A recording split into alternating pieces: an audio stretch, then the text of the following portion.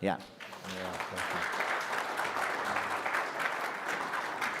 So just kind of last minute, as we were working on the conference, one of our guys said, "Hey, I make custom knives." you. Wow. So we got him to make one for you. So this is a gift to us. Wow. Reminds us of your skillful using the word to cut at us. Thank you. Thank you. So yeah, that's a thanks. I just also wanted to say you have a men's conference coming up at your church in We do. Nebraska. We do. In February. So give us a word on that Sure, before I'll you do it. jump into the I'll word do it. again. Yeah. Thanks, Rick. Yeah, well, now I can cut a finger off. Yeah.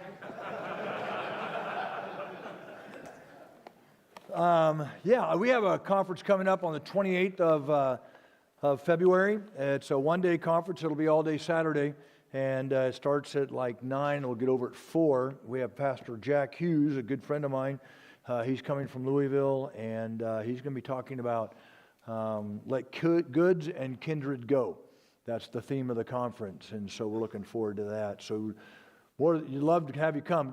Man Up Conference is just Man Up Conference, and I think if you Google that, it'll take you to Countryside Bible Church. There's various Man Ups, be careful, but look for the one for Countryside Bible Church. So when I searched it, it was the first one that came up, but I don't know. Maybe my phone's biased.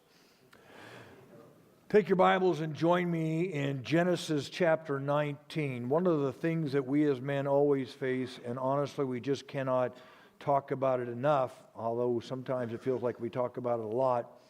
There's a reason why, and that's simply purity. And the reason why when you talk about it, because it's always in front of us. It just always is. It's in front of us partly because our culture just bombards us with it all the time. But ultimately, the culture bombarding us would have no effect if it was not residing in our hearts.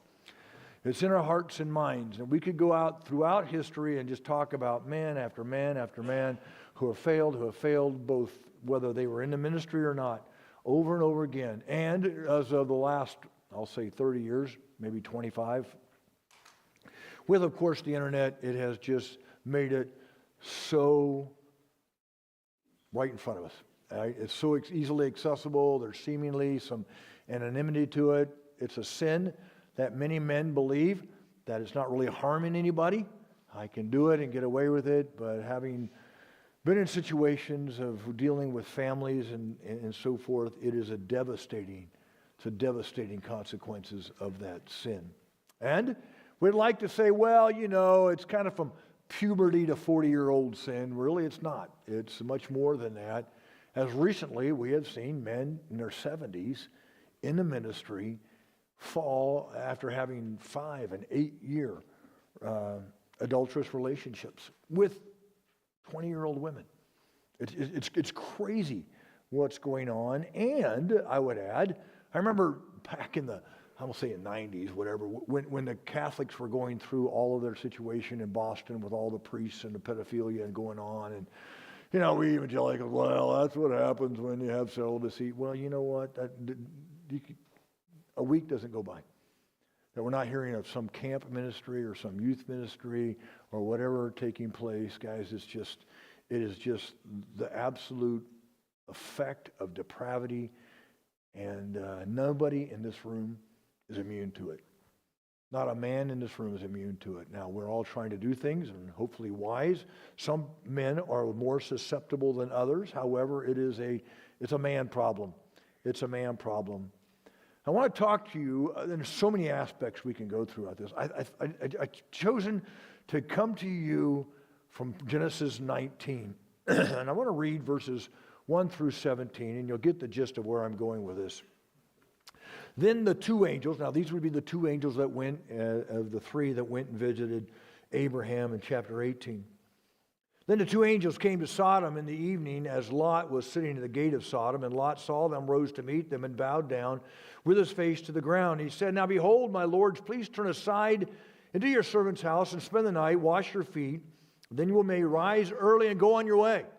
And they said, however, "No, we'll spend the night here in the square." He pressed them strongly. So they turned aside to him and entered his house, and he made a feast for them and baked unleavened bread, and they ate there. Before they lay down, the men of the city of Sodom surrounded the house, from young to old, all the people from every quarter, and they called to Lot and said, "Where are the men who came to you tonight, bring them out to us that we may know them. But Lot went out to them at the doorway and shut the door behind him and said, Please, my brothers, do not act wickedly. Now behold, I have 2 daughters, not known a man. Please come, let me bring them to you, and do to them what is good in your eyes. Only do nothing to these men, inasmuch as they have come under my shelter of my roof. They said, step aside. Therefore they said, this one to sojourn, and already he is presently acting like a judge. Now we will treat you more wickedly than them. And so they pressed hard against Lot and stepped up to break the door. But the men reached out their hand and brought Lot into the house, and they shut the door, and they struck the men at the doorway of the house with blindness from small to great, so that they were wearying themselves trying to find the doorway. And the 2 men said to Lot, Whom else have you have? A son-in-law and your sons and your daughters and everyone you have in the city, and bring them out of the place. For we are about to destroy this place, because the outcry has become great before Yahweh, and Yahweh has sent us to destroy it. And Lot went out and spoke to his sons-in-law, and who were married his daughters, and said, Get up and get out of this place, for Yahweh will destroy the city. He appeared to his sons-in-law as to be jesting. Now at the break of dawn, the angels urged Lot, saying, Get up and take your wife and your 2 daughters who are here, lest they be swept away in the punishment of the city. But he hesitated. And so the men seized his hand of his and his wife and his 2 daughters, for the compassion of Yahweh was upon them, and he brought them out and put them outside the city. Now it happened as he brought them outside the city, one said, Escape for your life. Do not look behind you, and do not stay anywhere in the valley. Escape to the mountain, lest you be swept away. The text goes on. We don't have much time for all of that. Lot is seemingly a believer in Jesus Christ. Hebrews 11 has Lot. Right in the hall of faith, there's Lot. 1 Peter mentions Lot as righteous Lot. Now, as I read Genesis, that's not necessarily the conclusion I would come to. I don't know Lot's heart. I do know Lot had compassion on Lot and went to Lot and rescued Lot out of there. Like many, Lot wanted the world, and Lot wanted God. So many of us, we want God for salvation, we want this, but at the same time, we kind of want the world. I believe this text is really kind of a wake-up call to us of the danger of the world, and we need to run to God. And in doing so, it's really a waking up for us as a threefold process. As we read the story, I think, first of all, we need to recognize that this resides in all our hearts. I dealt with a young man one time who was engaged in premarital sex with his girlfriend, and so in the process of doing that, we kind of got them apart because they had a hard time resisting that urge, and so we separated them and did that and kind of monitored the relationship between them to remove temptation from them. And about 3 months after that initial removal, I met with him as I was meeting with him on an ongoing basis. And I got together and we were talking. I said, how you doing? And we kind of had the typical, accountability questions that can be typical accountability question with typical answers just to kind of get through the accountability thing. And so this time I asked him, so how many times are you walking or driving by her house? And he just looked at me. He's like, how did you know? I said, this is what I know. I know the heart of man looks for opportunities to sin. And it was way out of his way to drive by his house, but periodically, 2 or 3 times a week, he would just cruise by her house, hoping she'd be outside, hoping that they could say hi, hoping that there would be a conversation, and hoping that it would lead to something sinful. Cruising by, looking for the opportunity of sin. Now, that happens in a multitude of ways in your life. With a device, or a computer, or a person, or somebody you work with, or somebody down the street, or somebody you know, there's these cruising bys, right?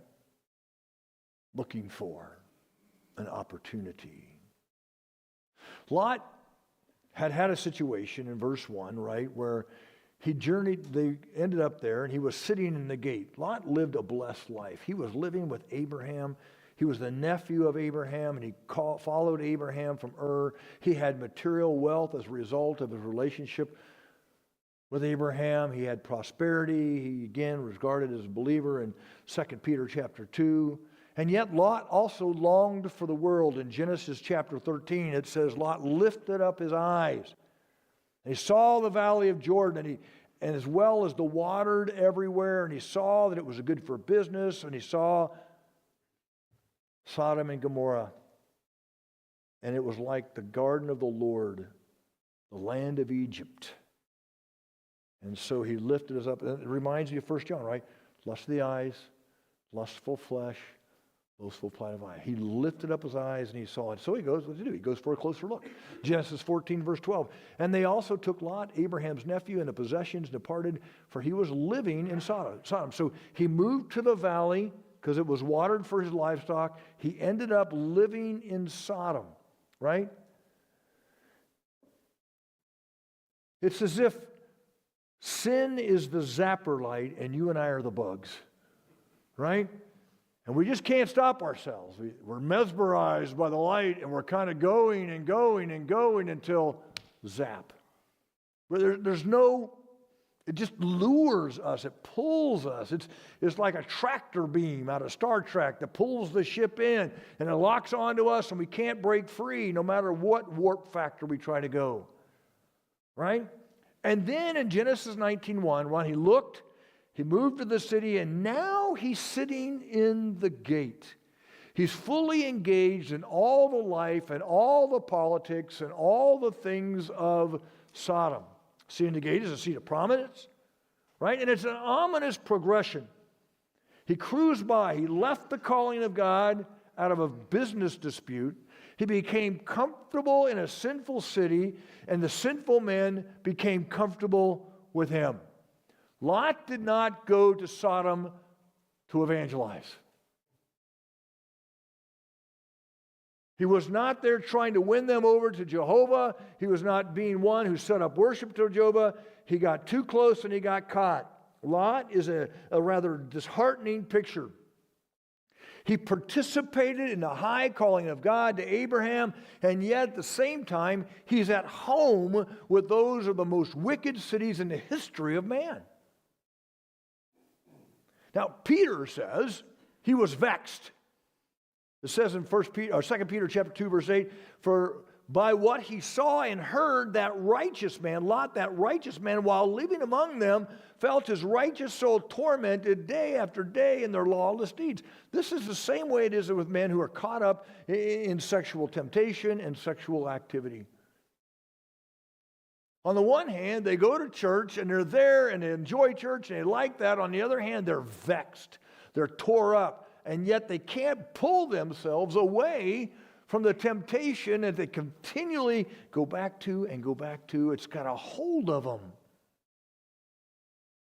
And the question might be to you today, are you or do you try to live in both worlds? You want the eternal benefits of God and salvation, and you equally want the temporal benefits of the lust of the flesh, the lust of the eyes, and the boastful pride of life. And if that's you, if you're kind of there, I want you to know something this morning. There is a day of reckoning. There's a day of reckoning.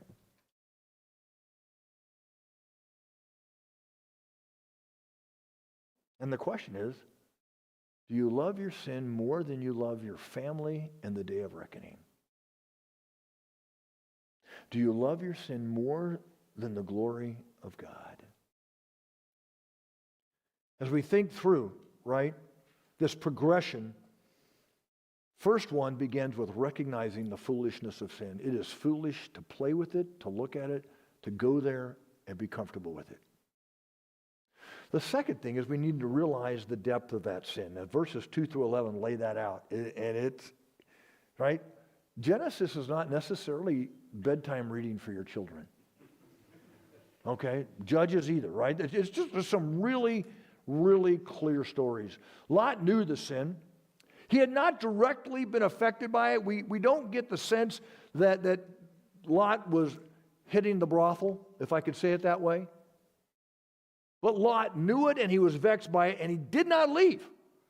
The vexing of his heart didn't cause him to leave. He was not necessarily part of the nightlife. His daughters were still virgins. All this is not to say that Christians cannot live in a sinful city. There's Christians in San Francisco, and there's Christians in Las Vegas, and we could go on and on about cities all over the world. And it doesn't even mean that you can't be a leader in that sinful city. I can't imagine that Joseph, Prime Minister of Egypt, that Egypt was all that hunky-dory, or Daniel, right? And Nebuchadnezzar, right? We know exactly what happened later with Belteshazzar and what they required of the queen. She would not be a part of. Lot went to Sodom because it appealed to him. He looked longingly on the city. He desired what all the city had. Lot, as I said before, he didn't go as a missionary. He didn't go to evangelize. He was not desiring to win the city to Jehovah. He was rather desiring to partake in what he could and be comfortable with. There's a great difference between taking the gospel to the wicked place and entering into the wicked aspects of its life. The sinfulness of Sodom is all too clearly seen, and it almost really makes you kind of blush when you read verses 2 through 11. When you realize that all the men of the city, from all the quadrants, young to old, came and they wanted to have these two men. To put it very bluntly, they had fresh meat.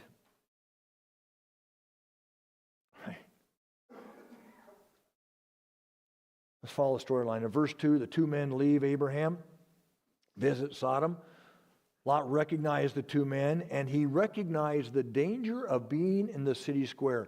And so he presses these two men, no, you need to come to my house.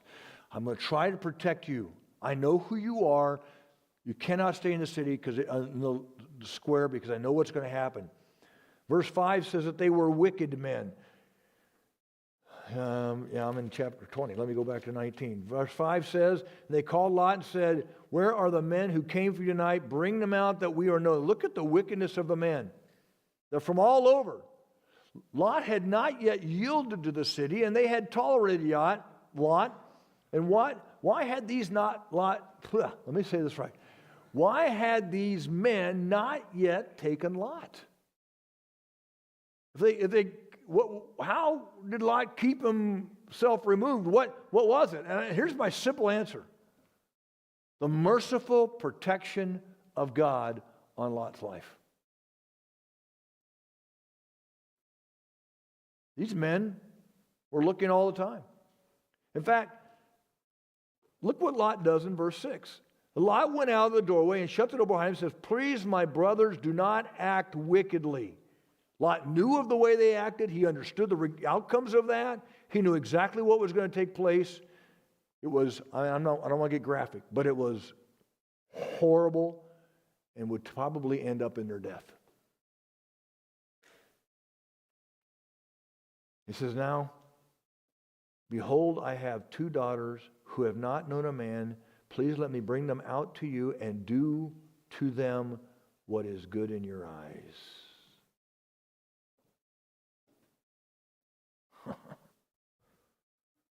The Sodomites would have done such wickedness with those men that it's just too terrible to think of. Most likely would have ended up in the death of these men. The whole city's involved, verse 4. We know what God thinks of this sin. We could go to Leviticus chapter 20.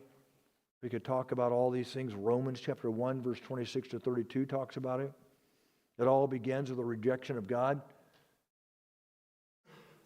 Romans chapter 1, verse 21, that God gives them over to these things. Today we try to have things and thinking of religious homosexuals and trying to embrace them in our church. It's just an oxymoron. There's no such thing as a religious homosexual. The Bible's very, very clear. It's not biblical. They are practicing a religion that has nothing to do, nor does it reflect the Bible. Homosexuality, to today is the real sin of Sodom. Some people try to justify the situation and judgment of Sodom, saying, well, they weren't hospitable. Well, I would say, no, they were not hospitable, but they were not hospitable in their homosexual desires. Again, Leviticus 18, Leviticus 20, Romans 1, 1 Corinthians 6, 1 Timothy 8, all talk about the sin. Judges 19, 2 Peter chapter 2. I would venture to say that most of us here, homosexual is not the reality, but what we see in Sodom is untamed appetites. Untamed appetites. So much so that Lot knew every bit about it. He knew exactly what would take place, and he offers his daughters. The fact that he offers his daughters proves it's not hospitality. That's not what's on mind in the city. It's hard to fathom that a father would offer his daughters knowing exactly what was coming. That's a culture of protection, and they're under the roof, and some of that kind of stuff falls into it. But still, it just blows my mind. Lot is a desperate man. He's trying to protect them with his own body in front of the door. And I got to tell you what, at this point they say, we've let you off this long, Lot. We'll do it to you too. And in some ways, I admire Lot's courage. In other ways, you understand why he's there. This angers the men. Look at verse 9. They said, step aside. This one came to sojourn. That's you, Lot. You came to sojourn already. He is persistently acting like a judge. Don't judge us. We'll treat whoever we want. We'll treat you more wickedly than them. It angers the men. Verse 10, the angels, the two men that God had sent, reach out, grab Lot, they save him. Now, verse 11 is the extent of the desires. And they struck men, the doorway of the house, with blindness from small to great. All the men were blind. Now, look what it says. So that they wearied themselves trying to find the doorway. So, I don't know about you, but if I'm engaged in an activity and all of a sudden I can't see, I don't care about the activity anymore. I only care about the fact that I can't see. That make sense? Like, I can't see. Everything stops. I'm now dealing with the fact that I can't see. The fact that these men couldn't see is a minor detail as they strive and weary themselves trying to find the door. They are undeterred by the fact that they have been struck with blindness. It doesn't even slow them down.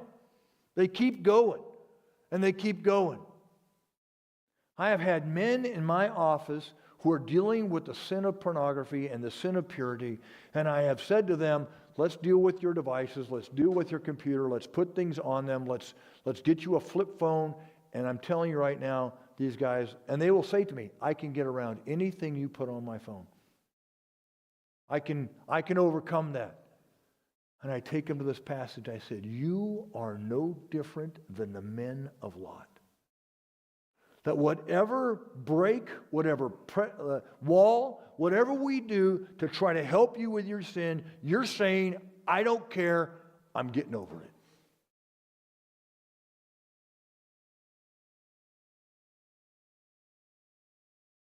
There is a continued desire and willingness to have an opportunity to sin, and that's all that matters to them. They want the door cracked open, and they weary themselves. Many men are shamed by being found out, only to find another way around the corner, and they are the men of Lot. Humbled for a moment at the exposure, but never allowing the desire to go away. We have to realize, right? We have to realize that this sin is horrible and there. One, it's foolish and horrible in its end. And two, that there is an absolute depth to this sin and the passion. It is the type of sin that men are willing to risk everything over. They'll risk losing their job. They'll do it on the job and lose their job. They'll risk losing their wife. They'll risk losing their kids. They don't care. There's something about sexual purity and sexual promiscuity and sexual sin that will have a man leave everything else. The consequences are never so horrible that the sin is denied. They'll keep going, they'll keep going, they'll keep going, and they'll keep going. That's the hideous, pernicious nature of this sin. So, if you're not there, let me tell you this. Don't lift up your eyes and look at the valley. Don't go sit in the city. Stay far away. If God has been gracious to you and that sin has not been in your life, do all that you can to keep your heart pure. If you're there, we have a remedy for you. Okay? Look at verse 12. 2 men said to Lot, "Who else do you have here? Son-in-law, your sons, your daughters, and everyone in the city, you must bring them out of this place. We're about to destroy it. We are going to destroy this place." So what's Lot do? Verse 14. He went out and spoke to his sons-in-law who were married to his daughters. "Get up and get out of this place. Yahweh is going to destroy it." Look at his sons-in-law. You're joking. They're not going to destroy this place. We're not leaving here. This is our hometown. This is where we live. We're not going anywhere. Lot, as a result of his willingness to go to the city, has now lost his family. He's lost his family.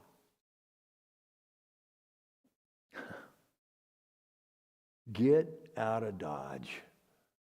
Nah, we're staying. Gonna destroy it. Nah, it's okay, we'll be here. So, look what else goes. Verse 15. Now, breaking of dawn, the angels urged Lot, saying, "Get up, take your wife, your daughters who are here, lest you be swept away in the punishment of God." Okay. God's angels are saying, run.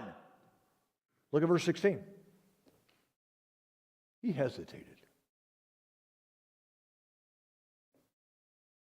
I don't know about you. If angels show up in my life and say, "You need to run,"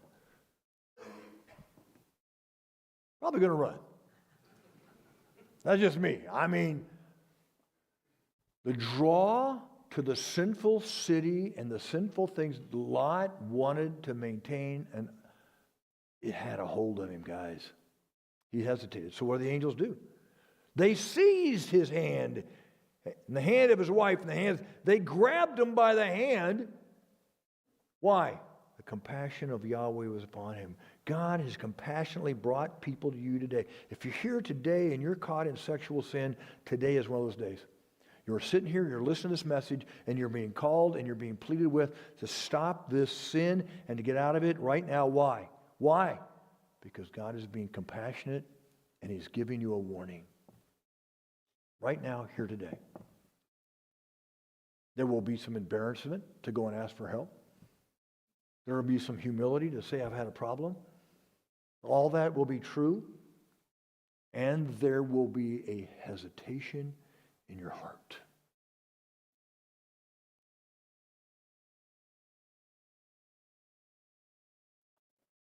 He hesitated. I'm just like, are you kidding me?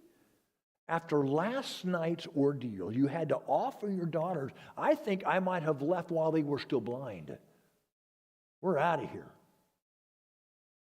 I had to stand in front of the door and offer my daughters to be ravaged by all the men of this city. We're gone. We have a chance to get out of it. They spent the night. Waited till dawn. We are reluctant to leave, and often, if we leave, we return. Sodom, no doubt, held some physical comforts of a city. It had some wealth. It had some good business. It had temporal benefits. And that pull is strong. But the angels are saying, run for your life. Don't tarry around. Don't hesitate. Get going. Don't play with wickedness. It's not a game. and it will be punished. God is the judge. And if you are a true child of God, He will not allow your sin to continue. If you're an unbeliever here this morning, you need to turn from your sin and understand the judgment of God. If you're a believer, you need to wake up. And you need to understand that the sin is ugly, and yet God's eternal promise is with you.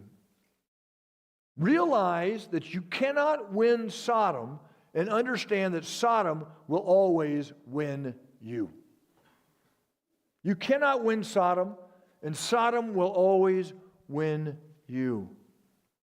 The world is strong as...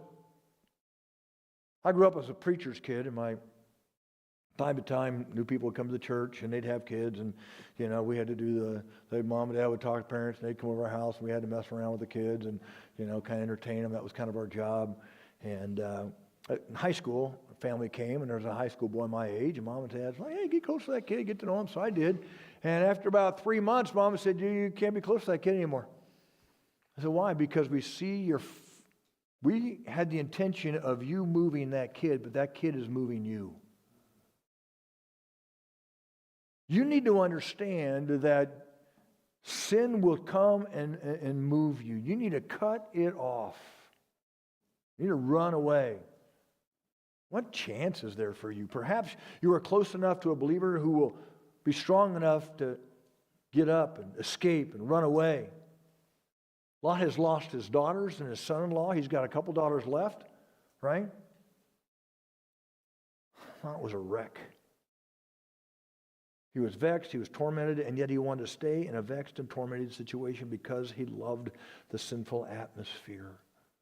There's some of you who today are wrestling with sin. Your conscience is horrible, it's terrible. You're living a double life. You know it, and you'd rather have that turmoil in your soul than to turn away from it. The story goes on, right?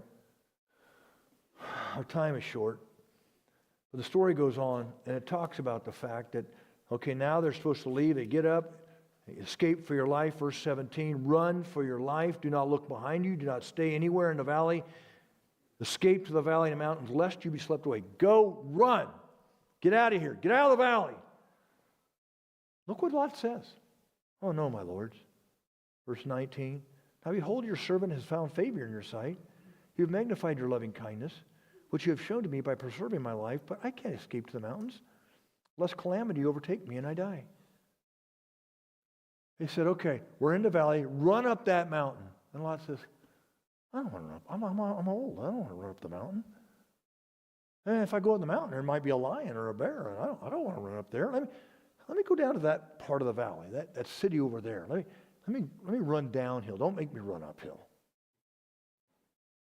You've shown such loving kindness to me. Let me just impose a little bit more and ask that maybe I could do that. He still hasn't get it. And God, in His graciousness, allows the request. Lot didn't want to leave the city. Once out of the city, he didn't want to run uphill.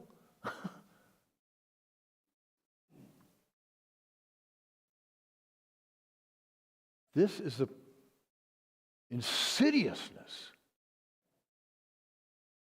that sexual sin will do to your heart. Now, maybe you've got a toe in it, right? And it's not there yet. Maybe it's now and then, nothing consistent, here and there. Not for long, it's not. Not for long, it's not. You're going to end up like Lot, begging God to allow you to continue to be as close to the sin as you possibly can be. You're my friend. Driving by, looking for the opportunity.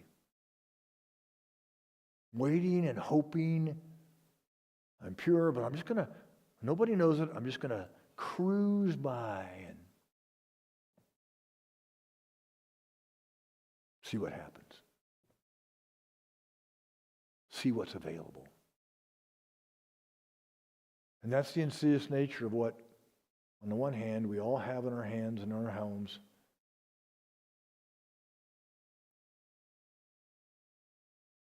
And you're not cruising by it, it's cruising by you. There's a difference. Every time you open social media, every time you have those things, whether it's an ad or whatever, the world is trying to cruise by you to see if you're available for sin.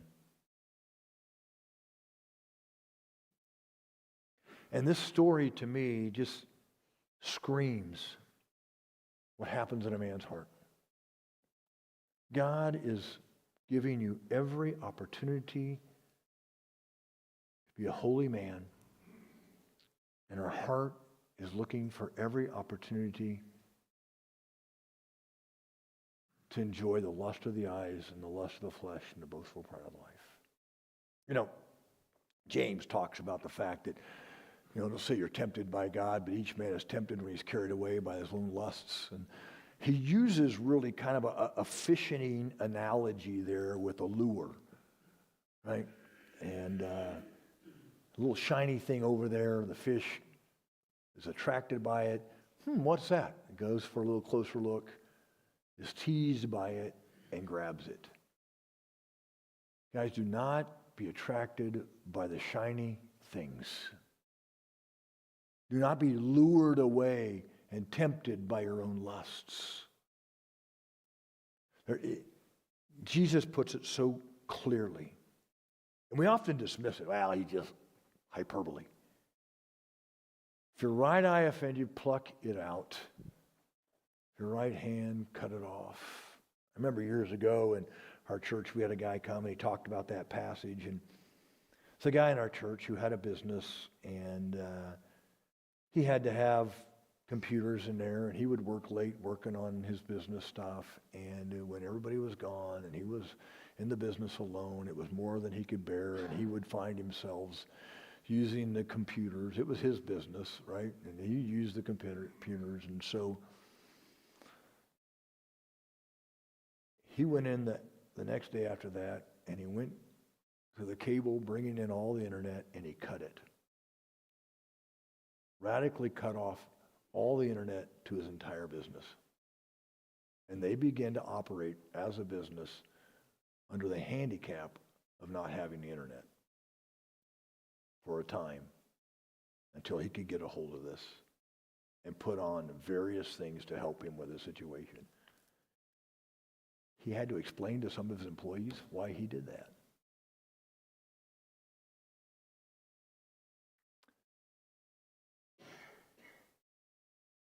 He ran for his life. Like, man, how does a company operate without business and email and things like that? Well, there's faxes. We make fun of people with fax machines nowadays. This was several years ago. It wasn't, but my goodness. He was radically willing to even bring hardship and difficulty to the people in his business and to his own business so that he would stop this. And I would say to you, it is that important. Run for your life. Escape. Father, I pray that you be with these men. It's the simple little charge. It's not anything new, something we don't know, but the Spirit of God this morning may be working on somebody. I pray that they would seek out their pastor, seek out a dear brother in Christ, and that they would run for their life. We pray this in Jesus' name.